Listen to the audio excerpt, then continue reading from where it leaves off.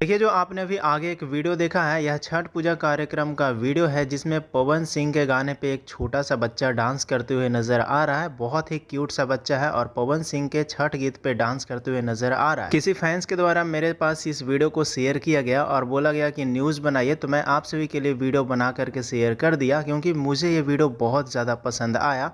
बाकी आप लोग को वीडियो कैसा लगा कमेंट करके ज़रूर बताइएगा, और वीडियो अच्छा लगा तो वीडियो को लाइक करके शेयर भी कर दीजिएगा ताकि पवन सिंह के तमाम फैंस के पास ये वीडियो पहुंच जाए। बाकी मिलते हैं हम किसी नए वीडियो के साथ में। धन्यवाद दोस्तों।